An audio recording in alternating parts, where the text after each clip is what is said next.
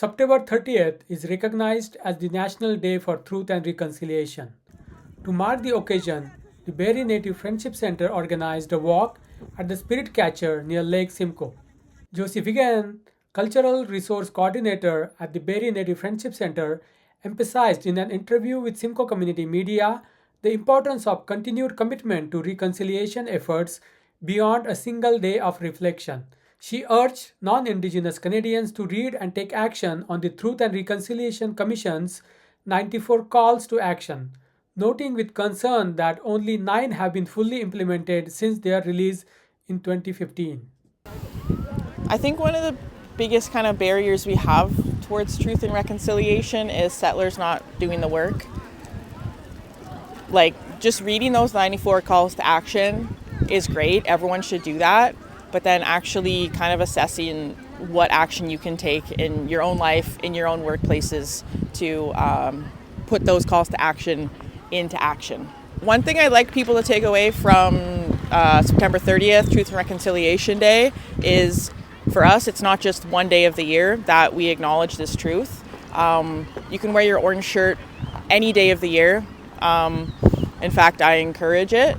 And take this truth outside of this one day, because this is the way we live, this is our truth, and we live it every day. So acknowledge that, not just today, but every day. In other news, Oro-Medonte residents continue to voice opposition to the City of Barrie's proposed annexation plans. Barrie formally launched the public phase of its annexation process this week, with a statutory public meeting held in accordance with the Municipal Act. This meeting marked the official beginning of public consultation on the proposed municipal boundary restructuring, which involves lands in Township of Oro-Medonte, Township of Springwater, and County of Simcoe. The annexation proposal would bring more than 2,000 acres of land into City of Barrie to support projected employment and community growth needs through 2051 and beyond. While the plan has support from developers and some landowners, it has faced strong resistance from rural residents, environmental advocates, and Indigenous voices concerned about the impact on local ecosystem, community identity, and the consultation process. Jane Hurhez, a representative from the advocacy group Friends of the Future, is leading the charge against the annexation. In an interview with Simcoe Community Media, she expressed strong opposition to the proposal. The final decision on the annexation will rest with the Ministry of Municipal Affairs and Housing. However, before reaching the province, the framework agreement must be formally approved by all affected municipalities. Group, we're going to continue our fight to stop annexation of Oro-Medonte land for Barrie to take over. We're going to work with our council, who is very transparent and listens to us. We also are asking that the City of Barrie or Mayor Nuttall apologize and show some accountability, because they started this proposed annexation for industrial land, and it has cost our taxpayers over $20,000. Following other interviews and our coverage. So as non-Indigenous people taking part in this day, it's really about hearing and acknowledging the truth of our community and the truth of survivors, and then again reading those 94 calls to action and seeing what ways they've been called upon to reconcile and to really make that tangible change in their communities, in their institutions, in their workplaces. Yes, progress has been made. We still have a long way to go. Like I said, of the 94 calls to action, I believe only 9 have been fulfilled. So we do have a long way to go in reconciliation. I think one of the biggest kind of barriers we have towards truth and reconciliation is settlers not doing the work. Like, just reading those 94 calls to action is great. Everyone should do that. But then actually kind of assessing what action you can take in your own life, in your own workplaces to put those calls to action into action. One thing I'd like people to take away from September 30th, Truth and Reconciliation Day, is for us, it's not just one day of the year that we acknowledge this truth. You can wear your orange shirt any day of the year. In fact, I encourage it. And take this truth outside of this one day, because this is the way we live. This is our truth, and we live it every day. So acknowledge that, not just today, but every day. Every 30th, which is the National Day for Acceptance and Reconciliation. But it also acknowledges Phyllis Webstad's story. That's why we all wear orange shirts. It tells her story about how when she went to residential school, she had this bright orange shirt she was excited about, and then it was taken away from her, like many other things, when she attended residential school. So on this day, we ask settlers to, first of all, read the 94 calls to action that were put forth 10 years ago this year by survivors of residential schools. And they call on settlers and community organizations and allies to put forth the work, because it's Truth and Reconciliation Day. So we've told our truth about what's happened at residential schools, what happens through these institutions. So it's kind of back on the community of allies and people that want to support to put that work in to reconcile and really take action on those 94 calls to action to date. I believe it's probably had been completed in 10 years, which is not a lot at all. So I encourage everybody to read those 94 calls to action and see what they can do to make some progress on this. I represent a group called Friends of the Future. This group was formed last January in response to Mayor Nuttall's proposal of annexing our land in Oro-Medonte for industrial development. They proposed that they wanted to annex over 2,200 acres of our farmland, our environmentally sensitive land, to develop industry. So we were like, this is not appropriate to put big industry across from Barrie Ward 1, which is a residential area. It's not appropriate right near a college or a hospital. Plus the road is a tiny country road. They would have to cross up past and redo the whole intersection at Highway 11, and that would be extremely costly. There's a church there, there's a cemetery there. This is totally unrealistic, especially when Barrie has significant industrial land in the south that they have not, in the last 14 years since annexing it from Innisfil, to put services in to make room for industry. The Hempson report. We are delighted and we are excited because we feel we have triumphed. And the reason is because this process started by the city of Barrie taking a pencil and drawing a map all around the north end, Oro-Medonte and Springwater, stating that they needed land for industrial development. They drew a picture of over 5,000 acres. Now the Hempson report has come out saying Barrie has enough industrial land for development. We won. We are happy. However, that Hempson report now is talking about housing needs. And we feel that the numbers that are reported in that Hempson report are not accurate. One of the things is that Barrie has only been able to, for the last 15 years, do 600 units of housing per year. Now, starting this year and for the next 30, they have to do 2,100 units per year to make their growth target. To me, that's unrealistic. Barrie needs to work within their own boundaries. They need to intensify their housing.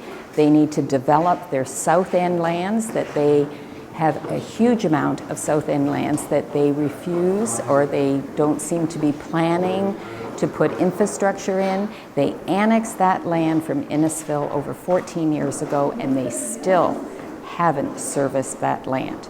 So, why annex us? They did a poor job down in Innisfil.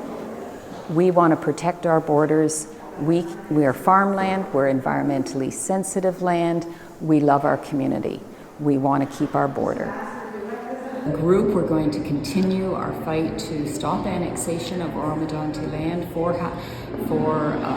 Barrie to take over. We're going to work with our council, who is very transparent and listens to us.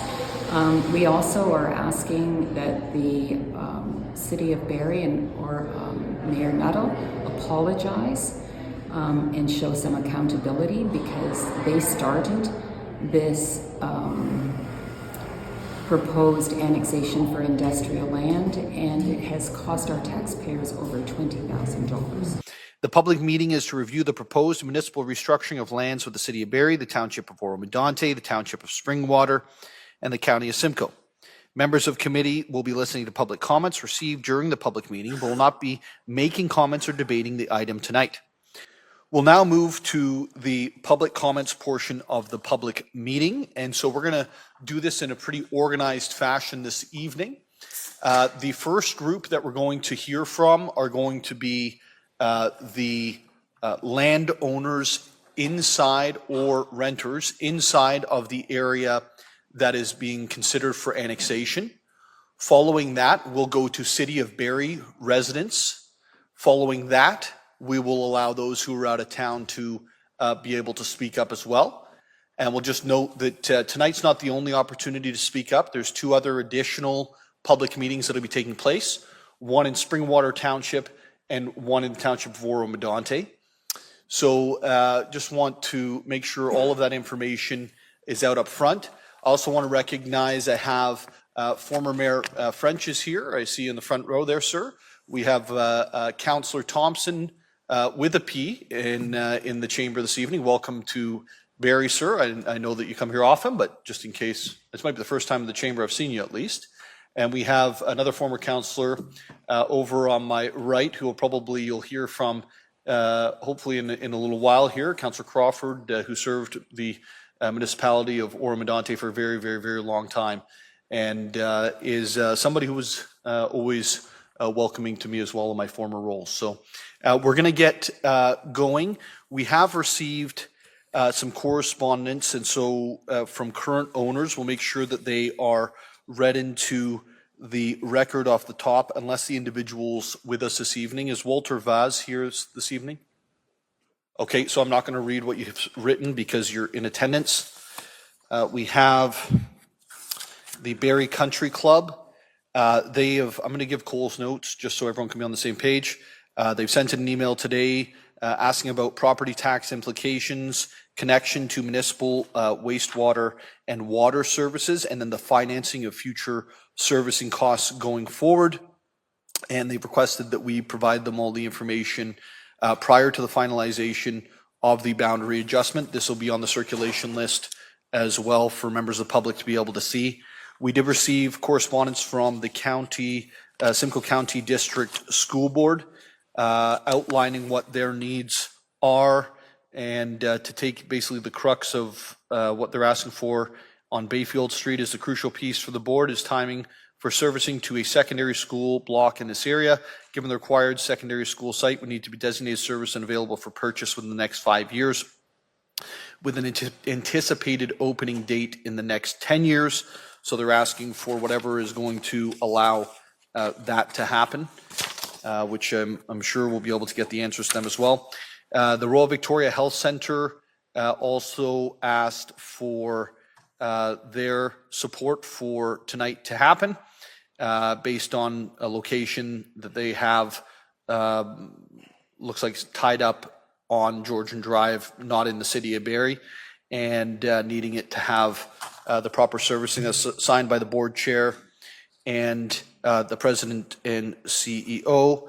And then I have another email. Is Mr. Hickling, Dennis Hickling, or Kim Hickling, are you here this evening? Okay, not.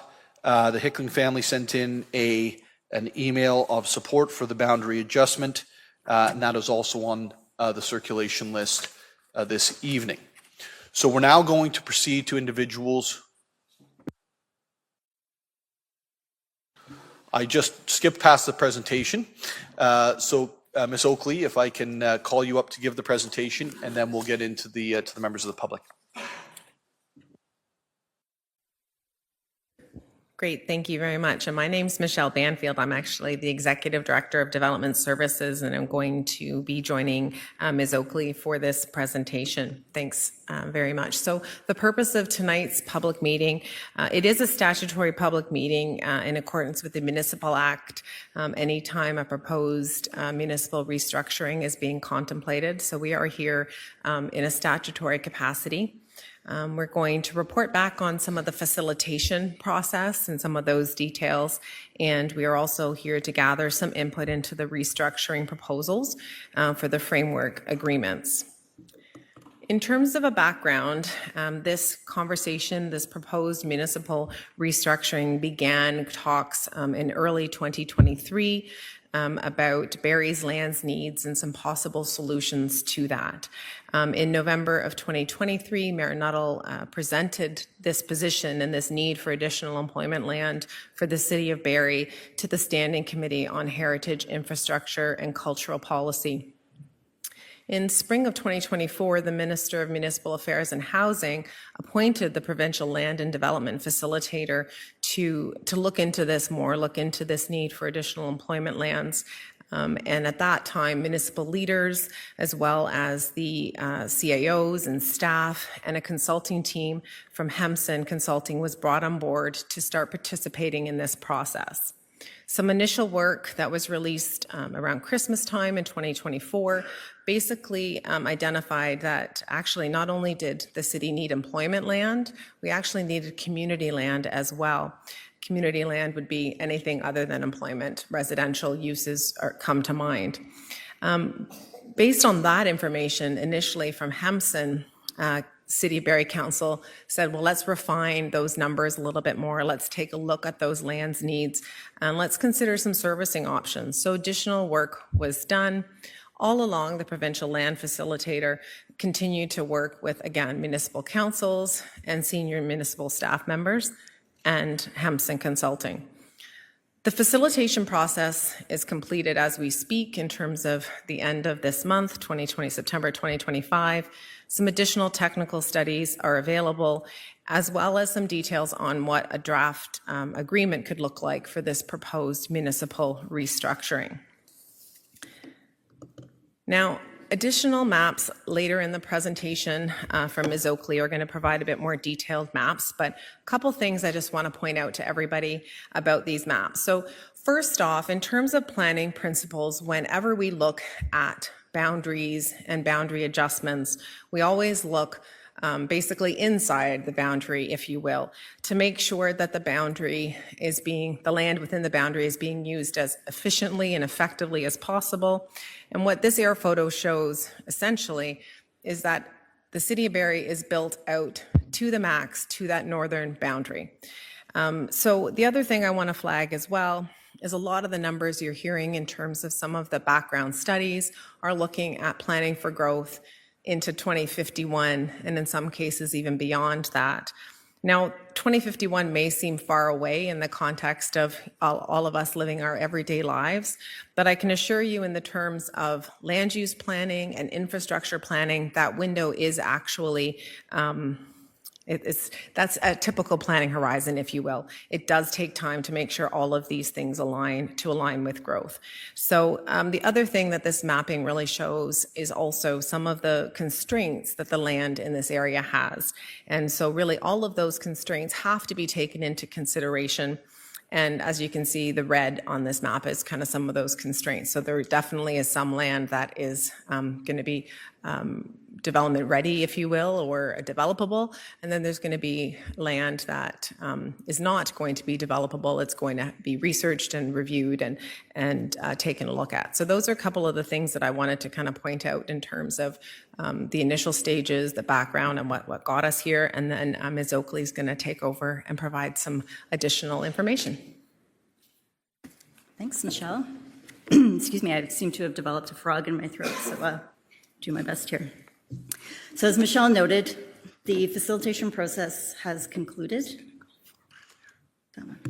Facilitation process has concluded. Barrie has prepared framework agreements for consideration by the public tonight, by General Committee and Council of Barrie. And these 6 elements include priorities of all parties as expressed through the facilitation process. And I think you'll find that they're also reflected in the agreements. I won't go through them in detail. I think they sort of speak for themselves. But the next few slides will walk through the proposed framework agreements at a high level. So Barrie is proposing to annex lands from both Springwater and Oro-Medonte. The table here shows you a summary of how much from each municipality and how much would be community use versus employment use. The total is around 870 hectares. For those of you that prefer acres, that's about 2,150 acres. So I think this sort of tells the story a little bit better, a little zoomed in map. The area bounded by the purple lines are the lands proposed to be annexed from Springwater. The shading in beige or yellow, depending on how you see that color, are the developable community lands.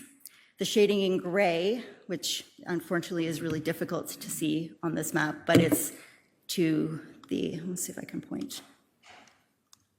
It's to the other side of Highway 400 up here at the sort of northeast quadrant here. That's proposed to be employment lands well suited along the Highway 400 corridor.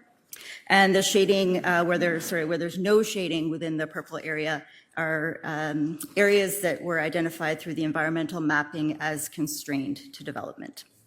The total proposed annexed area from Springwater is just under 600 hectares. A similar map from Oro, and again, if you'd like to orient yourself, this is Penetang Road running north-south here, and line 1 over here. The lands surrounded by that orange border are the lands proposed to be annexed from Oro-Medonte. Where there is no shading within that boundary, the environmental mapping again identified constraints to development. The yellow shaded area are all lands proposed in Oro-Medonte to be for community use. And that's a total of 274 hectares. Barrie is proposing compensation for Springwater and Oro through the agreements. The first thing I want to highlight on this slide is actually, and ask for your flexibility on this, the numbers shown here are actually slightly different than what's shown in the published framework agreements. Through discussions over the last couple of days, the compensation per developable acre has increased to $15,000 per developable acre again. Other financial compensation includes an $850,000 contribution to Springwater dedicated towards economic development initiatives. That total compensation package is just over $33 million. I'll just also note for you that the city and the county are continuing to discuss options for compensation, and those would be aligned with economic development initiatives. We'll bring forward more information as that is available. Another item in the Springwater agreement is a commitment to cross-border servicing. The intent would be for the city to provide water, wastewater servicing in the area shaded as yellow at the top of Bayfield Street. The details will be negotiated in subsequent agreements. The framework agreement really just identifies the principle to enter into those discussions, as well as the principle of full cost recovery for the city of Barrie. Details around the amount of servicing to be provided, responsibilities for construction, cost sharing, all of those details will be sorted out, again, subject to future agreements. So creation of employment land was stated at the outset of one of the objectives of the process. Beyond the employment land, the agreement includes creation of a joint economic development strategic working group. The focus will be on the entire region, including lands that would remain in the county and the townships, not annexed into the city of Barrie. 3 zones were identified during the facilitation process as priorities. Hempson's work identified high potential along Highway 400 north to Forbes Road. The Lake Simcoe Regional Airport is identified as a pillar in the county's economic development strategy, and Oro-Medonte identified a parcel near Craighurst that was a priority for them. So the intent of the working group would be to collaborate to develop a vision to leverage these locations with the goal of strengthening the local economy and benefiting the broader region. So the county is not a party to either agreement, but as the upper tier to both of the townships, it is impacted by the annexation. I mentioned the Economic Development Working Group, which is really important to the county, and they have a key role to play. Other things to note would be that the annexed lands include some county infrastructure, primarily roads, and so those would be transferred to Barrie. Discussion would also be required around transfer of waste collection services to the city. And so those conversations and transitions would happen over the coming months, just like they would with the townships. And then again, although they're not a party to the agreements, as the upper tier, the county would be requested to host a public meeting to comply with the Municipal Act. So just a couple of next steps before I turn the floor over to gathered public input. We will be taking all of the input we received tonight and over the next couple of days, gathering that into updated framework agreements in a staff report for consideration by General Committee and Council on October 1st. Springwater and Oro-Medonte have scheduled their public meetings and their council meetings for consideration of the framework agreements. Those dates are here as well. And once all municipalities have considered and approved the framework agreements, the city will submit a restructuring proposal to the minister. That concludes the presentation, and I look forward to the feedback for this evening. Good evening, everyone. Welcome. As the owners of 421 Penetanguishene Road, our property falls within the area that is proposed for annexation into the city of Barrie. We're here tonight to express support for that proposal. We believe that this proposal represents an excellent outcome of good faith negotiations between all the parties to address several regional concerns. We recognize as a community that housing must be a priority, and that along with housing, the need for employment lands to be nearby is critical for the success of the community. Addressing transportation issues such as commuting to the Greater Toronto Area for work could be accomplished or at least helped by this proposed extension of Barrie, thereby improving quality of life of many. I believe that it's easier to extend the servicing that Barrie has at the edge of the town line into the developable lands that are absolutely suitable for the proposed uses. We also believe that Oro-Medonte Council and staff have negotiated a proposed boundary change that is good faith, which represents sound planning and a reasonable approach to determining who can responsibly develop the area as quickly as possible. The province has rightly declared that housing must be a priority and that the easiest to work out from larger hubs such as Barrie. I do believe Barrie has the resources that Oro-Medonte may not have. While there's plenty of opposition from individuals and groups, I think that one of the rationales is flawed. I think that NIMBYism cannot retain a place in this discussion. We must address how the housing crisis we all face. We must responsibly develop more housing and employment lands to support our growing communities. The status quo over the last while has not worked. And I do urge all the councils involved, residents, etc., to move forward with this proposal as it represents a solid opportunity to address some of the region's challenges, and it will strengthen the overall community. Mr. Walwyn, I understand it's your birthday today, so happy birthday. Would you like to speak and go for dinner? Yeah. Mayor Nuttall, city councilors and guests, good evening. My name is Craig Walwyn, and I'd like to begin by sharing a little history. My family has resided in Springwater and Barrie for over 100 years. Presently, I live in Springwater. Our roots go back to 638 Sunnydale Road on the northeast corner of Sunnydale in the 7th of Vespra, which is now Wilson Road. The property on the right-hand side, leaving Barrie, is our original farm. It was 100 acres, though today it's closer to 40, after my grandparents sold off portions in the 1970s. I grew up immersed in this history. My grandparents, my dad, and his siblings lived there. My sister and myself grew up on Sunnydale, across the road from what is now Sunnydale Park. The farm was more than land to us. It was a foundation of our family. But change is part of growth, and our city has seen tremendous transformation. The 1984 annexation of Vespra reshaped the look of Barrie. Later in 2010, Innisfil joined in that change. Both of these shifts created thousands of jobs, provided housing, and pushed Barrie into what it is today. It is important to remember that annexation is not about boundaries. It's about vision. Leaders like former Mayor Ross Archer, who played a key role back in 1984, understood that infrastructure is the backbone of growth. Without it, progress stalls.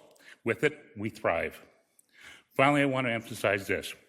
Barrie is in the best possible position to develop these lands as an urban growth center. Our family fully supports the annexation plan the city has developed. It honors our past, meets today's needs, and lays the groundwork for generations to come. Thank you. Paul Sadlin. I'm here as per 742 Bayfield Street, which is part of the annexation or the servicing plan. Good evening, Mayor, members of Council. I'm here tonight to show my support for bringing the services to our property at 742 Bayfield Street as part of the current annexation framework. We've been patiently waiting to develop these lands, and for the past 2 years, we've been trying to move forward with an MZO. To do that, we need a reliable servicing partner, and Barrie is really the only option.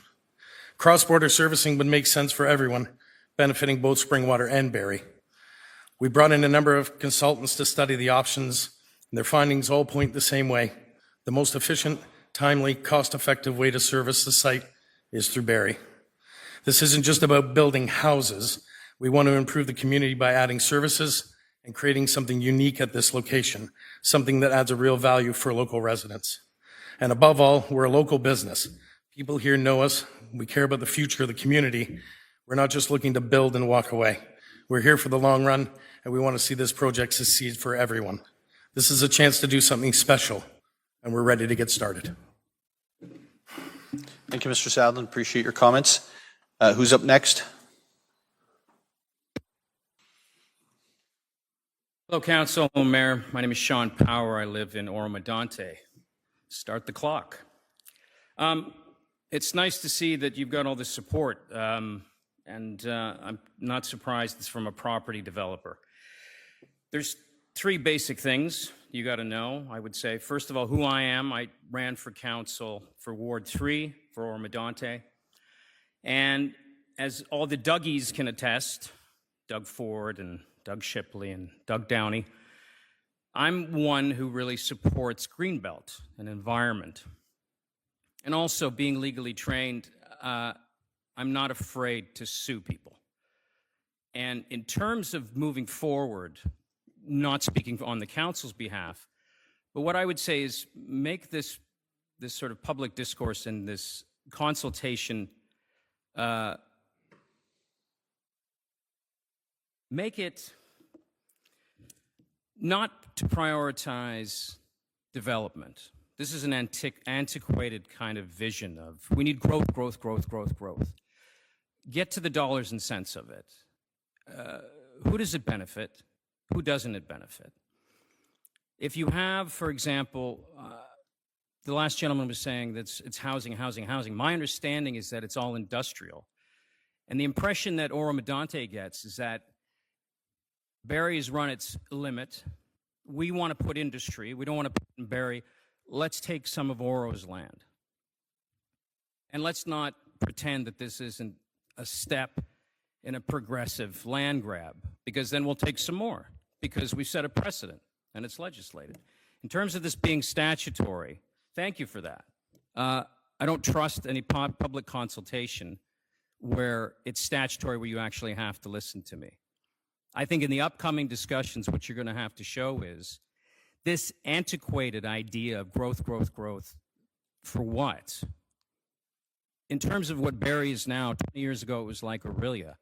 Growth, growth, growth has gotten you a homeless problem, a crisis, because you've got the GO train coming in, and these encampments, which according to Aurelia Matters, are going to cost you $1 million to clear. Growth, growth, growth. Growth for what?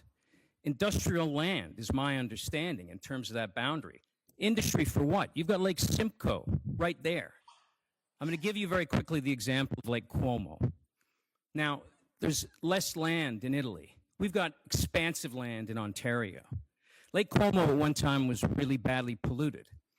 They wanted more industry. Some people did, some people didn't. What they did is they cleaned the lake up to the point they're sitting on a massive fortune of tourism, more than any industry would be able to provide. And along those lines, because I got 2 minutes left, think of it this way. The Donald is all about growth, growth, growth. Drill, drill, drill. Good, clean coal. And we know what that really stands for. It's not authentic. It's to benefit his business pals. So ask yourselves, when you're making these consultations, and how you're going to have to answer to the communities around you, are you MAGA? Are you a good Canadian who wants to see sustainability? On the MAGA tip, the reason that he wants to annex Canada is fresh water. I don't know if anybody doesn't understand that. We've got tons of it. Let's protect it. In order to protect it, let's not build industry that's going to drain right into it. There's enough pollution in that poor lake right now. If that was cleaned up and you made it into a Lake Como, you'd be sitting on millions. You wouldn't have to worry about anything. We'd all be like chauffeured in for the council meetings. Not that I'm in council. Just to be straight, I don't want any of your jobs yet. But what I want you to consider is this. My property is affected by it directly. If there's toxicity from industry that's 10 years down the line, that's going to affect me. So no amount of buyout, 10 million here, whatever, is going to suffice, because my kids and their kids, we're going to have to sell up, right? That's all I want you guys to think about. Thank you for your time. Thank you, sir. Also, could you, for the record, could you say your...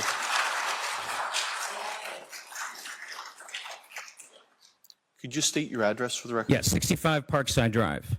65 Parkside Drive. Parkside Drive, Oro-Medonte, off line 9. You can drop by anytime. We'll talk about it. I might take you up on that, but I'm just going to ask people to follow the rules, which is if you're in the first contingent, which is in the area that's directly affected, then we're going to go to Barrie, then we're going to go to Springwater and Oro-Medonte.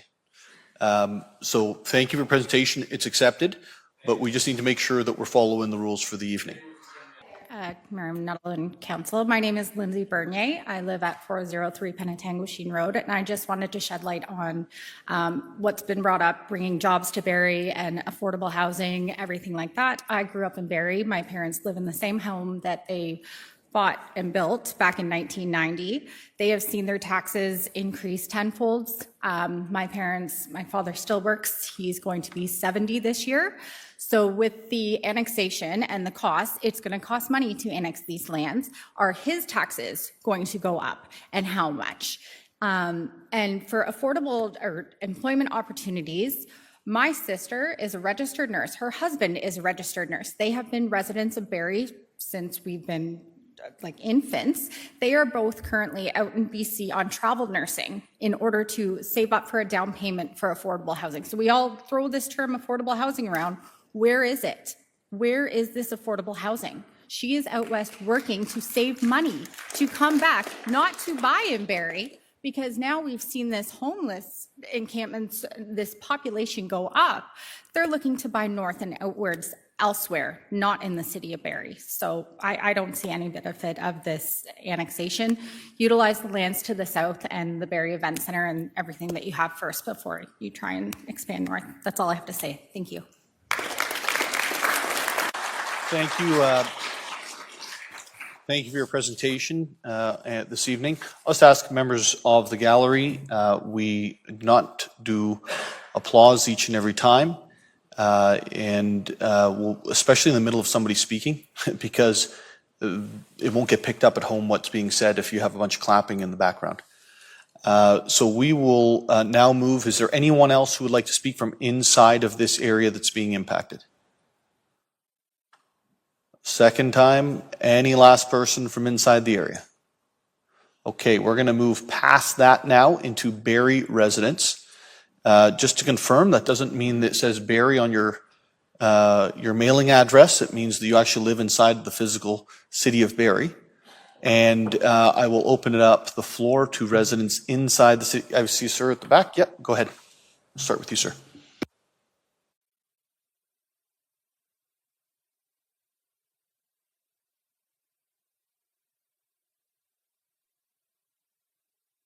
Thank you, Mayor Nuttall. Long way down.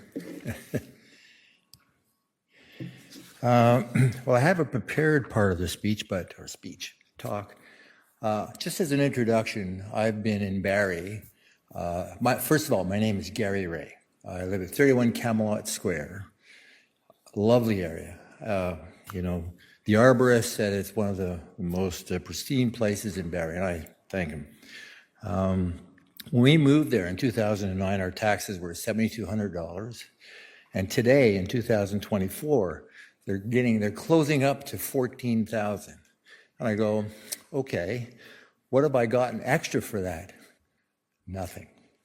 And I hate to say that, but my roads don't get plowed.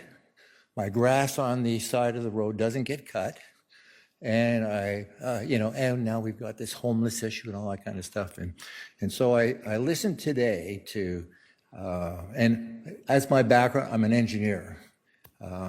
I've been in the game of looking at stats and numbers all of my career. And I know how you can make things sound nice when they aren't. So the Stage 3 engineering analysis estimates hundreds of millions in new infrastructure costs. Water and waste management between 138 million and 446 million. I took this directly from your input.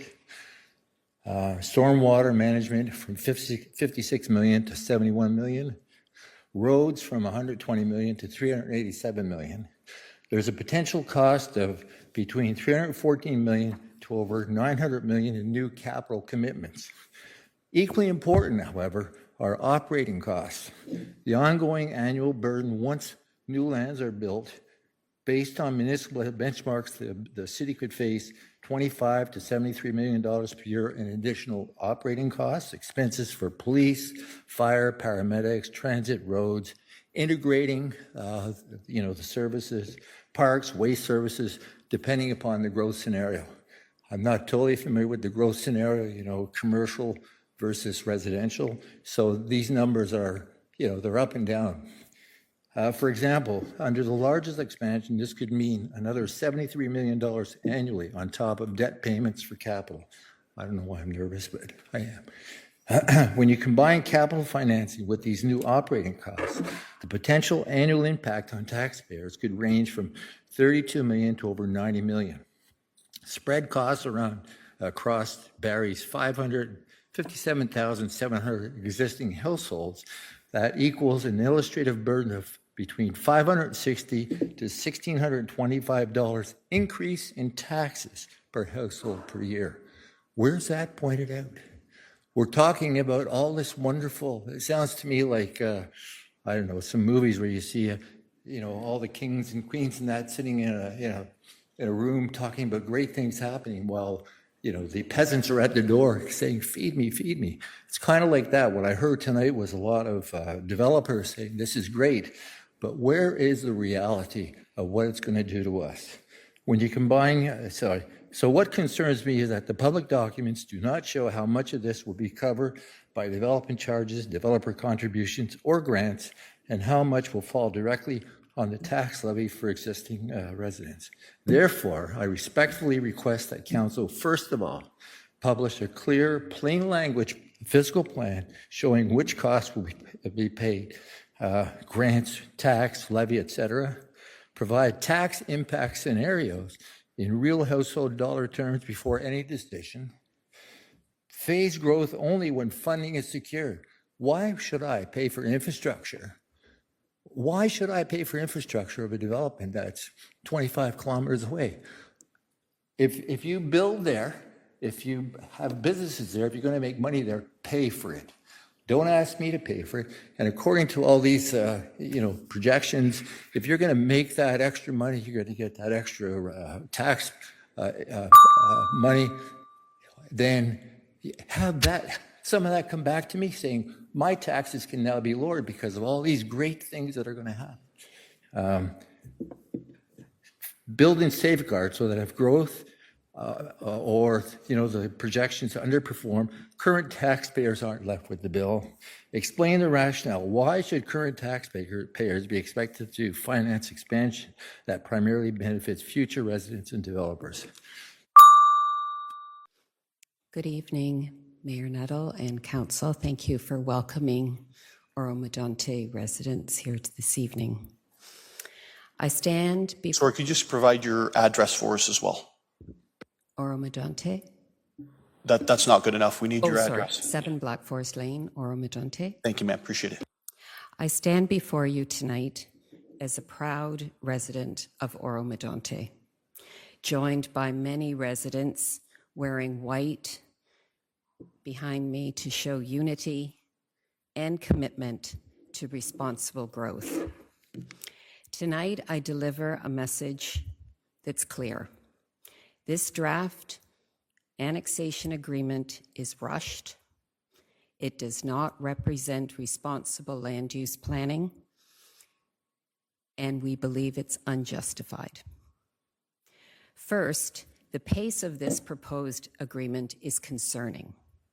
This annexation draft appears rushed and politically driven.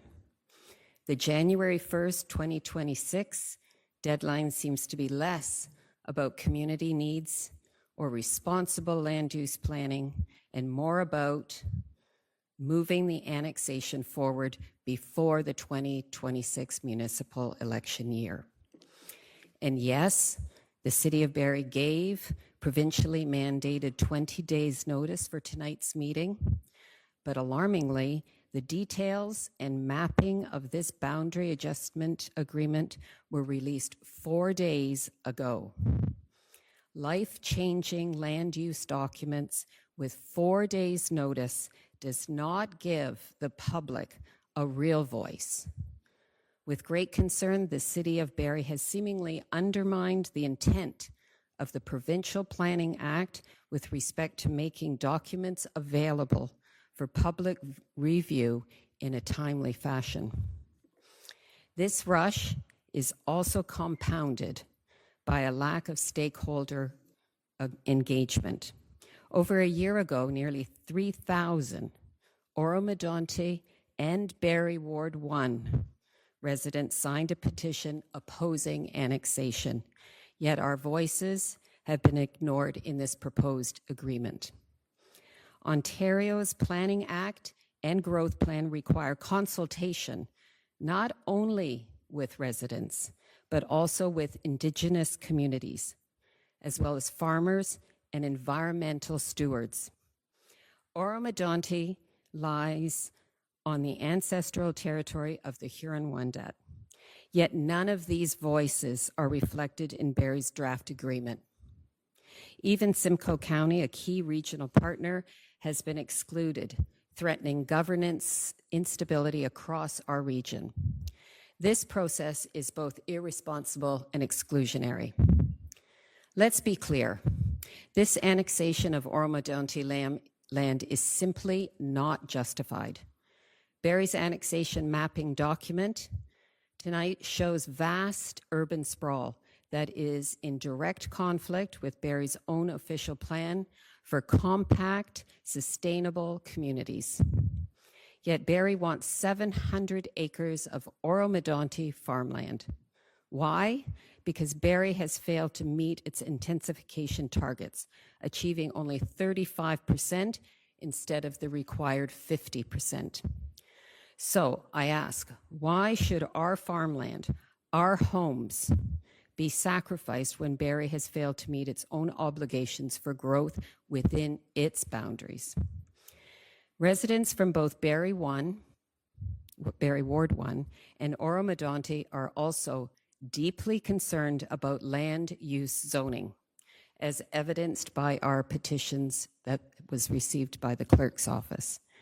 The Oro-Medonte land targeted for annexation is designated community residential, yet Barrie's officials have proposed trucking from future manufacturing employment sites along Georgian Drive, past our hospital and college and homes to bypass restructuring of Highway 11.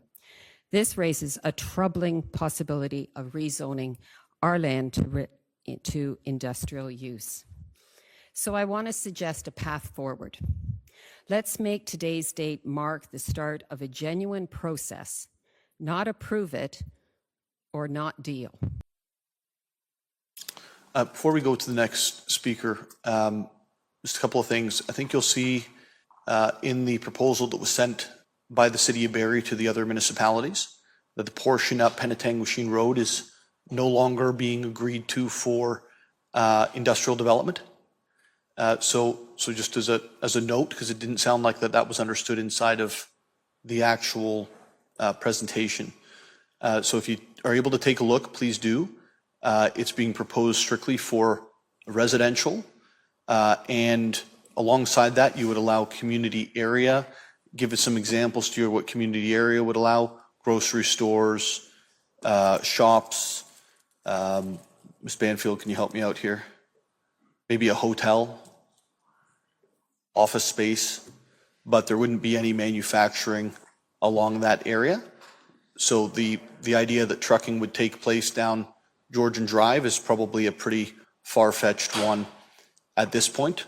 Not that I didn't want that, but at this point, the proposal that's being brought forward doesn't incorporate any of that. The other piece that I would like to outline is the County of Simcoe was involved in this process. So to say that they haven't been involved in this process is completely false. The county was at our plenary on the September 16th. Our CAO has spoken with their CAO and staff on many occasions on this. I've spoken with Basil Clark, the warden, on many occasions on this. In fact, after council last Wednesday evening, I was asked to meet up with the warden, who wanted to go over this process, and who wanted to go over what the proposals would be, to meet with him. We met up with him at 9 p.m. 9:30 p.m. on Wednesday night in Aurelia to discuss this even more, at which point it was outlined that the county's position is that the land on Penetanguishene Road would be best suited for industrial, not for residential. So just so we're all clear on the different positions of the different folks, the county's position is that the land on 93, that is abutting the City of Barrie currently, would be an appropriate place to put industrial uses, just so we're all on the same page. We'll go to the next speaker. That would be Bryn. If you could approach the microphone, sir. I wish I'd given 5 extra minutes to Jane because she's so eloquent, but I'm speaking on behalf of the residents of Oro-Medonte and myself because I speak from the heart. I have gray hair. I'm thinking about the future for our country and our children, not just growth and development. I'm a member of the executive board of the West Oro Ratepayers Association. Our association has over 300 members in Ward 3 and 4. We work in cooperation with resident and conservation groups to promote responsible planning, sustainable development, and we wish to protect the quality of life in Oro-Medonte and the environmental sensitivity of the lake. At our most recent annual general meeting, it was the overwhelming response of those in attendance and those who had written in that they were opposed to any annexation of this land. This land, back 45 years ago, at the previous time when annexation was discussed, was told to us to keep it green at the borders. And people here tonight who are like me remember this well. Do not allow any development next to this because you do not want houses and urban sprawl to occur. It has already occurred south of us in Innisfil. There is lots of land there according to the initial Hempson report. I don't know where the truth lies because you know far better than me, but that initial report that I read said there was plenty of land already there. If in fact that is true, and if in fact we're not meeting our targets in Barrie, that is not good. We must find a way to get affordable housing. We must get these things solved. Taking land from someone else doesn't solve that problem. It solves it perhaps 25 years from now. We need solutions now in the next 5 to 10 years. We need creative people, creative minds to think about this. Our suggestion would either be to revise the provincial growth plan on a regional basis, which our provincial government doesn't like, or think of something outside the box, even between these two extremes. A restructuring plan, whatever it is, must benefit all stakeholders and not just one at the expense of the other. The people of Oro-Medonte live in a rural, urban, cottage lifestyle mix. It is fine. It works. If you put a new subdivision right on our border, how is it going to change the schools? What are the borders going to change? We don't know any of these things. Is it the right thing to do or not? We don't think so. The proposed land grab does not align with our local interests in our view. This has financial implications to us as well. One other man spoke about this. In the short term, our tax rates were going to go up. Our long term, tax rates are going to go up too, because we'll have a smaller tax base and that huge geographical area to maintain roads on and to deal with ice storms. We had one of the highest cost areas for that ice storm. So our members have made it abundantly clear, and I hope I have to you tonight, to be creative, be thoughtful, think of everyone here, and no annexation of Oro-Medonte. Thank you for your time.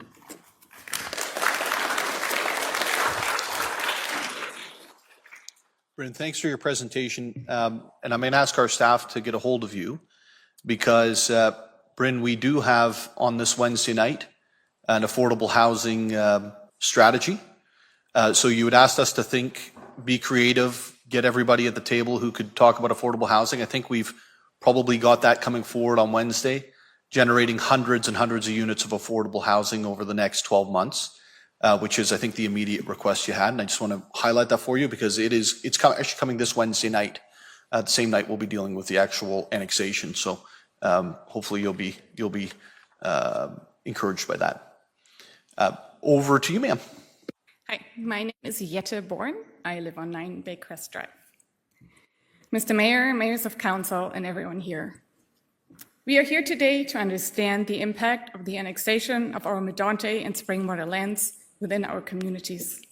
This is not a minor boundary adjustment. It is a defining move that will shape our region for generations to come. Many residents in Barrie don't even know this annexation is being proposed. Transparency has been absent. Engagement when it happens, like today, comes late and feels like a procedural formality. A decision of this scale made without proper public consultation does not reflect the spirit of leadership expected by the people. Development of this scale destroys water and intact ecosystems that once compromised cannot be restored. We are talking about damage that will outlive everyone in this room. Pushing ahead is to endanger resources that belong to all of us and that we all depend on.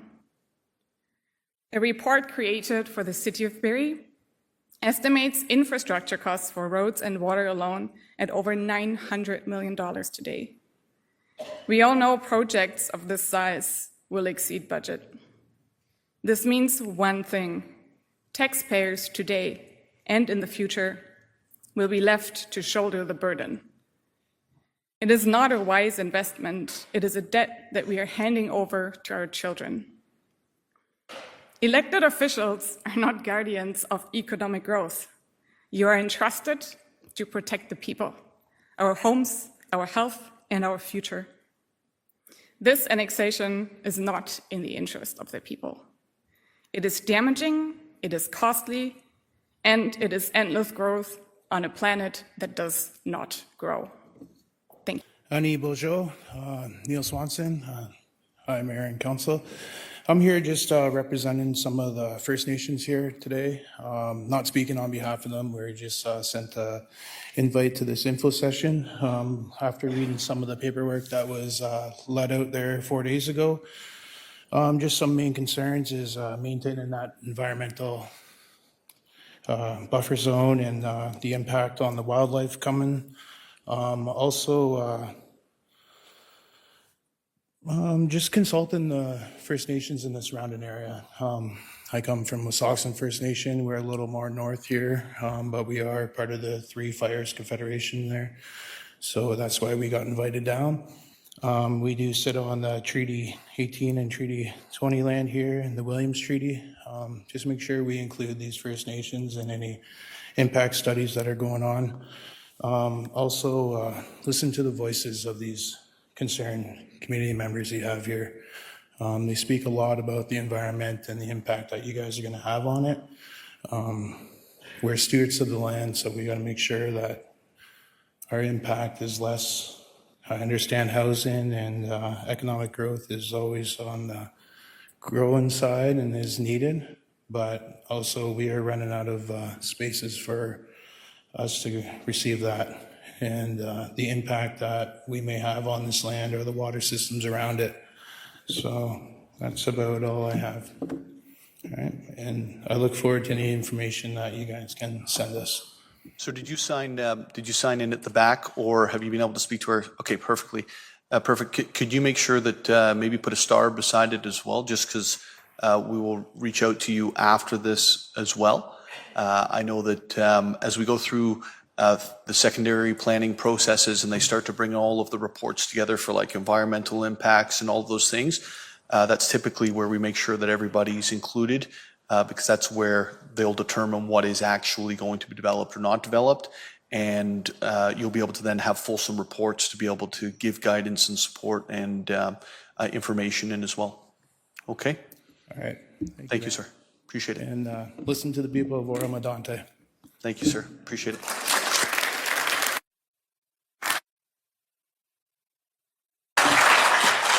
Are there any other individuals that would like to come down? I've asked, we got a first and a second last time, so I'm going to consider this the last invitation. Oh, I'm sorry, ma'am, I missed you. Are you in need of any help over there?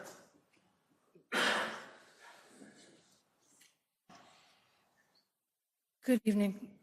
I'm Susan Marcellus. I live at 25 O'Brien Street in Oro-Medonte. And I haven't prepared anything this evening, but I do want to speak perhaps on behalf of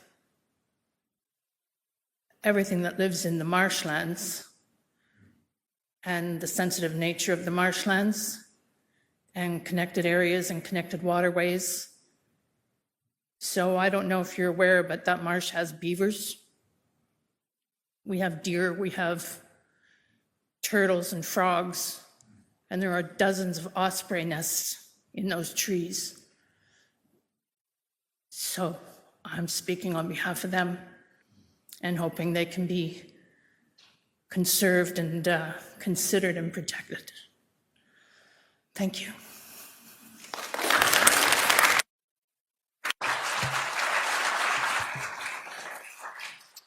Thank you, ma'am. Just to confirm, Ms. Banfield or maybe Ms. Oakley, is there any part of the development plan that's proposing any sort of houses or jobs being built on the environmentally sensitive lands?